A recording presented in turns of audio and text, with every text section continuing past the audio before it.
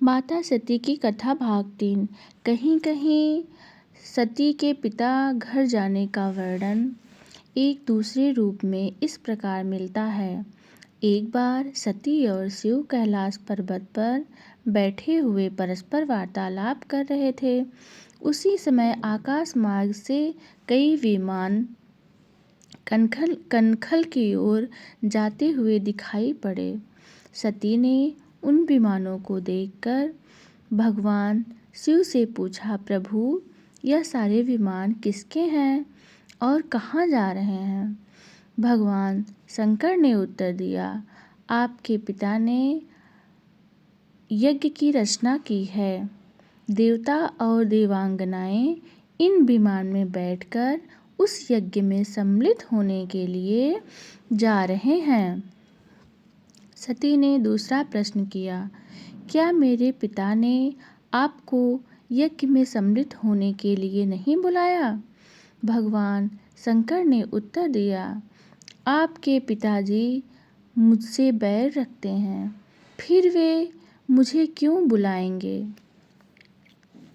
सती ने मन ही मन सोचने लगी, फिर बोली, यज्ञ के अवसर पर अवश्य मेरी बहनें आएंगी। उनसे मिले हुए बहुत दिन हो गए हैं। यदि आपकी अनुमति हो तो मैं भी अपने पिता के घर जाना चाहती हूँ। यज्ञ में सम्मिलित हो लूँगी और बहनों से मिलने का सुअवसर मिलेगा। भगवान शिव ने उत्तर दिया, इस समय वहाँ जाना उचित नहीं होगा। आपके पिता मुझसे जलते हैं। हो सकता है वह आपका भी अपमान करें। बिना बुलाए किसी के घर जाना उचित नहीं होता। भगवान शिव ने उत्तर दिया, हाँ, विवाहिता लड़की को बिना बुलाए पिता के घर नहीं जाना चाहिए,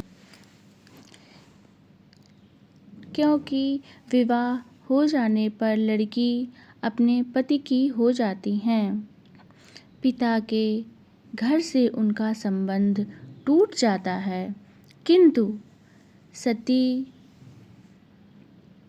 जाने के लिए बार बार जिद करती हैं, अपनी बात बार बार दोहराती हैं। उनकी इच्छा देखकर भगवान शिव ने पीहर जाने की अनुमति दे दी। उनके साथ अपना एक गढ़ भी भेज दिया। उस गढ़ का नाम वीरभद्र था। सती वीरभद्र के साथ अपने पिता के घर गईं, किंतु उनसे किसी ने भी प्रेम पूर्वक वार्तालाप नहीं किया। दक्ष ने देखकर कहा, क्या तुम यहाँ मेरा अपमान करने आई हो? अपनी बहनों को तो देखो, वह किस प्रकार भांति भांति के अलंकारों से, सुंदर वस्त्रों से सुसज्जित हैं। तुम्हारे शरीर पर तो केवल बाघांबर है।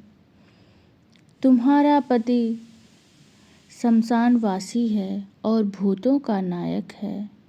वह तुम्हें बाघांबर छोड़ और पहना ही क्या सकता है? दक्ष के कथन से सती के हृदय में पश्चाताप का सागर उमड़ पड़ा। वे सोचने लगीं, उन्होंने यहाँ आकर अच्छा नहीं किया। भगवान ठीक ही कह रहे थे। बिना बुलाए पिता के घर नहीं जाना चाहिए।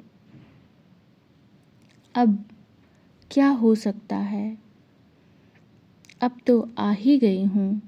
पिता के कटु और अपमानजनक शब्द सुनकर भी सती मौन रहीं।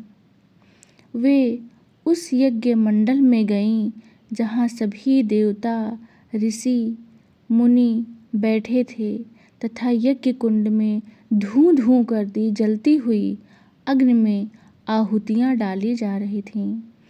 सती ने यज्ञ मंडप में सभी देवताओं के भाग देखे, परंतु भगवान शिव के भाग नहीं दिखे। वे भगवान शिव का भाग न देखकर अपने पिता से बोलीं, पितृश्रेष्ठ,